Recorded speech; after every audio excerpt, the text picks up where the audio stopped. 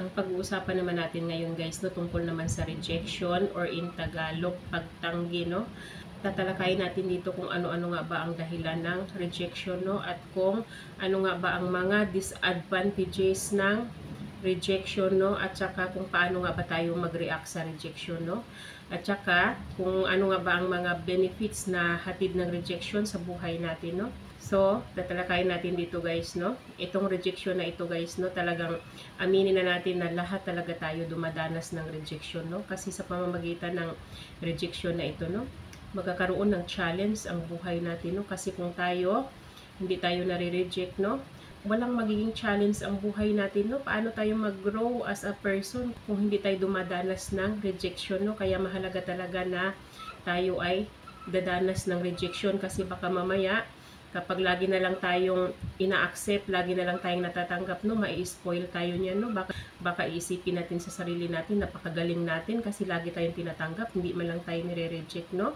Iba't ibang klase ng rejection yung nararanasan natin. Andiyan na yung rejection sa trabaho, di ba? Pag nag-a-apply ka ng trabaho, talagang minsan talaga hindi natin maiiwasan na tayo ay nare-reject, no. At saka minsan naman sa mga nanliligaw, no, dumadanas talaga ng rejection. Yung iba pa nga, nire-reject ng pamilya, yung iba nare-reject sa school, yung iba nare-reject sa church nila. Diba? Iba't ibang klase yung rejection na nararanasan natin, no? Pero kahit na anong rejection pa man yung nararanasan natin, no, lagi nating iisipin na ang rejection ay laging may dahilan yan kung bakit tayo nare-reject, no? Ang mahalaga, alam natin kung paano tayo mag-react, alam natin kung paano natin i-handle itong rejection, no? Kasi, aminin na natin na may mga tao talaga na hindi kayang mag-handle ng rejection, no? Hindi nila kayang i-accept yung rejection, lalong-lalo na yung mga tao na mga mayayabang, no? Yung mga tao na ang taas ng tingin nila sa sarili nila, yung tingin nila sa sarili nila ay napakagaling nila. Feeling nila parang walang karapatan yung ibang tao na i-reject sila, di ba? Kasi nga ang taas ng tingin nila sa sarili nila, lalo na yung mga narcissistic people, no? Narcissistic person, no? Mataas ang tingin nila sa sarili nila, kaya hindi nila kayang mag-handle ng rejection kasi ang tingin nga nila sa sarili nila, napakagaling nila, napakatalino nila, hindi nila deserve yung rejection, no? Isang malaking sampal sa pagkatao nila kapag may mga tao na nag-reject sa kanila, no? Kaya nagiging masama ang reaksyon nila, no? Nagiging malupit ang reaksyon nila sa rejection kasi nga hindi nila kayang i-admit sa sarili nila na talagang lahat tayo may kapintasan, lahat tayo ay hindi perfecto kasi nga tao lang tayo, no? Kaya dapat lang talaga ay alam nating i-handle itong rejection, no? Alamin natin dito, no, kung ano nga ba ang dahilan ng rejection, no? Una na talaga dyan guys, no? Halimbawa ay nag-a-apply kayo ng trabaho, no? Na-reject kayo kasi unang dahilan na talaga dyan, no? Yung hindi ninyo na-meet yung standard ng company na ina-applyan nyo, di ba? Kasi lahat ng company guys, no, may mga standard talaga yan sila pagdating sa aplikante, pagdating sa empleyado nila, no? Yung iba gusto nila graduate ng 4-year course, tapos mamaya ikaw pala 2 years lang na natapos mo. Kaya sigurado talaga na hindi ka talaga ipapasa. Tapos pangalawa na dyan ay baka mamaya ay hindi mo nasagot ng maigi yung interview, di ba? Hindi mo natumbok kung ano yung dapat na sagot nung question na ibinigay sa'yo, di ba? Kaya talagang i-accept mo na hindi ka talaga matatanggap. At saka pangatlo naman dyan ay baka hindi ka presentable, no? Tingin sa'yo nang nag-interview sa'yo, napakadugyot mo, hindi mo man lang pinaghandaan yung interview mo, di ba? Alam mong may interview ka, dapat presentable ka sa harap ng nag-i-interview para maiingganyo din sila na ikaw ay tanggapin, di ba? Or pang-apat naman dyan ay bad record ka, halimbawa, no? Kasi may mga yan, nilagay yung mga working experience, no? Mamaya, tinawagan nila yung dating company na pinasukan mo, tapos bad record ka pala, no? Kaya hindi ka natanggap, no? Kaya lagi nating iisipin na ang rejection talaga, may dahilan yan kung bakit tayo nire-reject, no? Tapos, halimbawa din naman sa lalaki, no, na may nililigawan kang babae, na-reject ka, kasi siguro, yung pananalita mo, hindi niya nagustuhan, di ba? Baka utal-utal ka magsalita or baka uwi ka magsalita, di ba? Or minsan sa personal appearance mo, no, baka mamaya dugyot ang tingin sa iyo, or di kaya kapag nagsalita ka, naamoy ka niya, na bad breath ka, or ano man yung rason, no? Kaya lagi nating iisipin na ang rejection ay may dahilan, no? Pero guys, no, dapat din malaman natin na ang rejection ay may benefits din siya na hatid sa atin, no? Kasi sa pamamagitan ng rejection, tulad ng sinabi ko, diba, mag-grow tayo bilang isang tao. Kasi diba, ikaw, pag matino ka mag-isip kapag na-reject ka, matcha-challenge ka ngayon, diba? Itcha-challenge mo yung sarili mo para sa susunod. Halimbawa, 'di ba, na-reject ka sa ina-applyan mong trabaho, sa susunod para galingan mo na siya, 'di ba? Mas mahusay ka na sa susunod na attempt mo, 'di ba? Or kung nanliligaw ka man, na-reject ka ng una, sa pangalawang nililigawan mo, 'di ba? Mas gagalingan mo pa yung panliligaw mo para makapasa ka, 'di ba? Pangalawa diyan, ang rejection ay nakaka-improve siya ng sarili kasi sa pamamagitan ng rejection, no, magiging curious ka ngayon kung bakit ka nga ba ni-reject, 'di ba? Aalamin mo ngayon kung ano nga ba yung pagkukulang mo, ano nga ba yung pagkakamali mo, ano nga bang wala sa iyo, 'di ba? Kung bakit ka ni-reject, 'di ba? Malalaman mo ngayon yung mga kahinaan mo. Kaya ang resulta nun, pag iigihan mo, magkakaroon ka ngayon ng personal growth, 'di ba? Kasi nga kapag na-reject ka, matcha-challenge ka, di ba? Mas lalo ka pang ang manggigil na maghanap ka pa ng mga dagdag kaalaman, di ba? Para para madagdagan yung kaalaman mo, para mas lalo ka pang huhusay, mas lalo ka pang gagaling, di ba? Yun ang benefits na hatid ng rejection na ito, no? Kaya wag nating tignan ang rejection bilang negative situation sa buhay natin, no? Alamin natin kung ano ang mga benefits na hatid ng rejection, no? Kasi kapag hindi tayo na-reject, no, may spoil tayo, no? Isipin natin sa sarili natin, napakagaling natin. So, paano pa tayo mag-grow na wala namang tumatanggi sa atin, di ba? Hindi na tayo magpupursige na madagdagan pa yung kaalaman natin or mag-aral pa tayo ng mga ibang bagay, di ba? Kasi lagi nating iniisip na, lagi naman ako natatanggap, bakit pa kailangan kong mag-aral ng ganito, ganyan, di ba?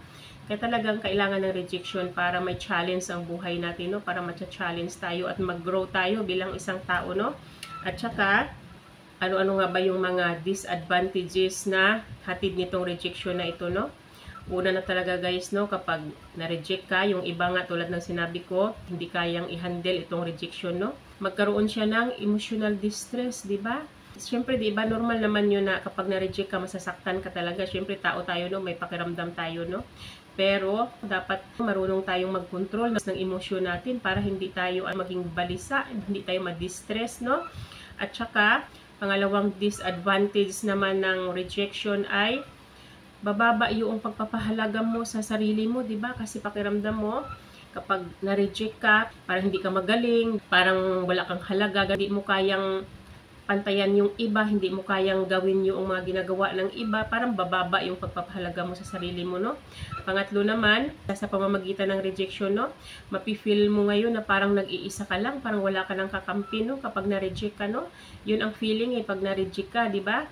Tapos pang-apat naman, kapag ikaw na-reject, maaaring magkakaroon ka ng anxiety, di ba? Hindi ka makatulog, kakaisip kung bakit walang tumatanggap sa iyo, kung bakit nire-reject ka, 'di ba? Ano ang dahilan, kung saan ka nagkulang, 'di ba?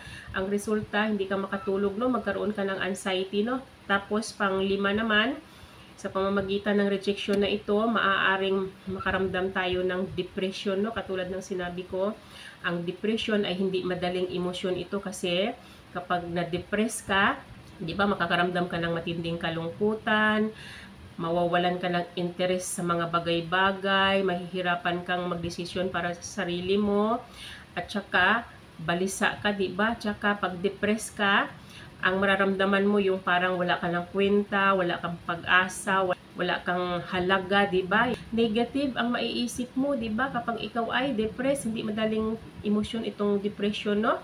At saka pang-anim naman, sa pamamagitan ng ang rejection na ito, no, kung ikaw hindi mo kayang i-handle yung emosyon mo, 'di ba? Kapag na-reject ka, maaaring yung nag-reject sa iyo ay babalikan mo siya, 'di ba? Susugurin mo siya, maaaring sisigawan mo siya, maaaring mumurahin mo siya, or maaaring insultuhin mo siya, 'di ba? Or maaari pa na sasaktan mo siya physically, 'di ba? Kasi hindi ka nakapagpigil dahil nga napahiya ka, hindi mo kayang tanggapin na may mga tao pala na magre-reject sa'yo, no? At saka, pang-pito naman, no? Maaring sa pamamagitan ng rejection na to, may takot ka ng mararamdaman na baka sa susunod kapag mag-attempt kang mag-apply ulit or may gagawin ka, di ba? Baka mamaya, ma-reject ka na naman. Kaya ang resulta, magkakaroon ka ng takot ngayon, parang magdadalawang isip ka na sumubok ulit, no? At saka guys, no, ang sabi ng Bible tungkol sa rejection, no? Sabi dito sa Luke chapter 10 verse 16, no? The one who hears me and the one who rejects you rejects me. And the one who rejects me rejects him who sent me. Ang ibig sabihin, no? Kung sino man daw yung nag-reject sa mga salita ni Jesus Christ ay parang nireject nyo na rin si Jesus Christ mismo, no? At kung nireject nyo si Jesus Christ, ang ibig sabihin din, nireject nyo mismo yung Diyos Ama na makapangyarihan sa lahat na siyang nagpadala kay Jesus Christ dito sa mundo, no? Yan ang ibig sabihin ng Bible verse na ito, no? At saka, ang sabi naman dito sa Romans chapter 8 verse 28 naman, and we know that all things work together for good to those who love God, to those who are called according to His purpose. Diba? Ibig sabihin, halimbawa, nag-apply ka ng trabaho, hindi ka natanggap, na-reject ka, lagi mong tatandaan na hindi para sa iyo yung trabaho na yun, mas may magandang plano si God para sa iyo, no? Kasi kapag God believers ka, aasahan mo yan na talagang may plano si God para sa iyo, para sa ikabubuti mo, di ba? Kaya dapat ganun ka mag-isip, no? Sabi naman dito sa John chapter 15 verse 18 naman, if the world hates you, keep in mind that it hated me first. Ibig sabihin, no? Kapag tayo man daw ay kinamuhian ng mundo, kung tayo man daw ay nireject ng mga tao sa mundong ito, no, lagi daw natin tatandaan na si Jesus Christ mismo dumanas din ng rejection, di ba? Si Jesus Christ mismo nireject din ng mga tao, kaya dapat ay marunong tayong umunawa, di ba? Unawain natin kung bakit tayo nireject, no? Kasi si Jesus Christ nga mismo na Diyos siya, nakaranas siya ng rejection, tayo pa kaya na tao lang tayo, no? Dapat na lang sa atin marunong tayong umunawa at saka pag-aralan natin kung paano natin i-accept at saka i-handle itong rejection na ito, no? At saka sabi naman dito sa Psalm chapter 27 verse 10, even if my father and mother abandon me, the Lord will hold me close. Diba? Ang ibig sabihin ng Bible verse na ito ay makakatiyak tayo na ang pagmamahal ng Diyos sa atin ay tunay, di ba? Hindi tayo pababayaan ng Diyos, hindi niya tayo iiwan, di ba? Hindi nang iiwan sa ere si God, di ba? Ganun ang pagmamahal niya, no? Mas aabandonahin pa tayo ng magulang natin, mas pababayaan pa tayo ng magulang natin kaysa kay God, no? Si God ay totoo siyang magmahal, no? Tunay siyang magmahal, no? At saka sabi naman dito sa Psalm chapter 94 verse 14 naman, for the Lord will not reject His people, He will never forsake His inheritance. Diba? Ang ibig sabihin dito, si God daw ay hindi kailanman tatanggihan yung mga tao niya, diba? Yung mga God believers, hindi kailanman i-reject ni God, diba? Hindi daw niya tatalikuran kung ano man daw yung pinramis niya na inheritance para sa mga tao na nananampalataya sa Kanya, para sa mga tao na naniniwala sa Kanya, no? Hindi kailanman niya tatalikuran kung ano man yung promise niya sa atin na yung inheritance natin na eternal life, no? At saka anong sabi dito sa Isaiah chapter 53 verse 3 naman, He was despised and rejected by men, a man of sorrows and acquainted with grief. And as one from whom men hide their faces, He was despised, and we esteemed Him not. Ibig sabihin, no? Ang Bible verse na ito ay tumutukoy siya kay Jesus Christ, no? Kung paano si Jesus Christ tinrato ng mga tao noong nandito pa siya sa mundo, no? Ang ginawa ng mga tao sa Kanya ay hinamak siya, di ba? At saka nireject siya ng mga tao, no? Ang tinanggihan nila si Jesus Christ dahil nahihiya sila, no? Hindi nila kayang harapin si Jesus Christ, no? Kasi si Jesus Christ ay nire-represent niya ang katotohanan, di ba? Alam niyo naman ang mga tao, no? Nung nandito pa si Jesus Christ sa mundong ginagalawan natin ay mga wicked sila, no? Kaya nila nire-reject si Jesus Christ kasi si Jesus Christ nire-represent niya ay katotohanan, hindi nila kayang harapin, di ba? Kasi sila nga ay mga sinungaling, sila nga ay mga mapagpanggap, no? Kaya ang ginawa nila, hinamak nila si Jesus Christ at saka tinanggihan nila, nireject nila, di ba? Yan ang ibig sabihin ng Bible verse na ito, no? So ngayon guys, no? Paano nga ba tayo mag-react sa rejection, no? Para hindi tayo masyadong maapektuhan ng rejection na ito, dapat alamin natin kung paano nga ba tayo mag-react sa rejection, no? Number 1 talaga ay kailangan marunong tayo mag-accept ng rejection, no? Tanggapin natin yung nararamdaman natin, di ba? Huwag tayong maging bitter, di ba? Tapos ano naman, pangalawa naman ay i-process natin siya healthily, no? Halimbawa, na-reject ka, nasaktan ka, di ba? Kasi syempre, hindi madali ang pinagdadaanan ng mga na-reject, no?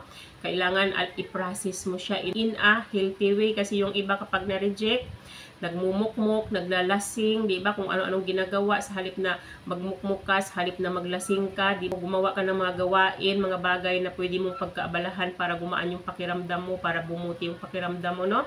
Tapos, pangatlo naman ay kailangan unawain mo, no? Intindihin mo ang true meaning ng rejection, no? Kung bakit nga ba tayo nare-reject, no? Dapat marunong kang umunawa, no? At saka pang-apat naman, dapat ay mag-focus tayo sa mga positive na pangyayari sa buhay natin, no? Pag na-reject man tayo, mag-move on tayo kaagad, no? Let go tayo kaagad, mag-move on tayo, mag-focus tayo sa mga positive na pangyayari sa buhay natin, no? Kung ano man yung magagandang nangyayari sa atin, doon tayo mag-focus, huwag doon sa mga negative na nangyayari, no? Tapos, panglima naman ay, huwag nating pipersonalin itong rejection na ito, no?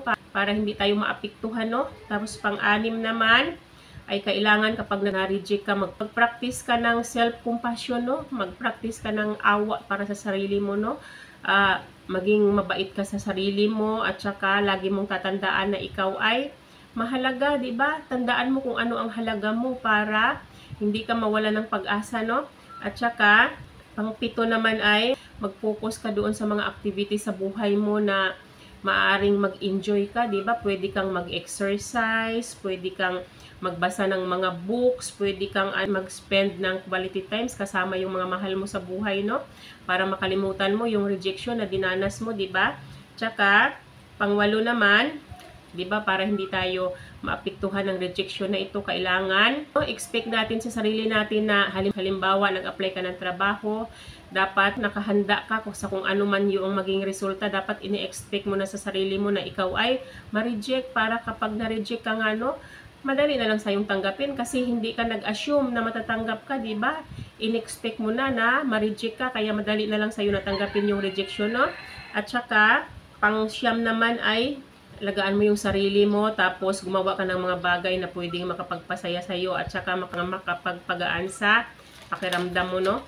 At saka, pang-sampu naman ay kailangan mapulutan mo ng aral yung rejection mo, no? Kailangan makitaan mo pa rin siya ng kabutihan yung rejection na yun, no? Sa pamamagitan ng rejection na yun, matuto ka para sa susunod, mas galingan mo pa, di ba? Sa susunod, mas mahusay ka na, mas magaling ka na, di ba? Kailangan talaga ay marunong tayong mag-accept ng rejection, no? Kasi tulad nga ng sinabi ko, sa pamamagitan ng rejection, mas lalo pa tayong tatatag, mas lalo tayong titibay, at magkakaroon tayo ng personal growth. Tapos, maaaring ang rejection na ito ay magdadala sa iyo sa mas maganda pa na opportunity, no? Kasi malay mo, kaya hindi ibinigay sa iyo ni God yung opportunity na yon na gusto mong applyan or ano man yung gusto mong gawin, kasi mas may magandang plano pala siya sa iyo, no, na nakalaan sa iyo, no?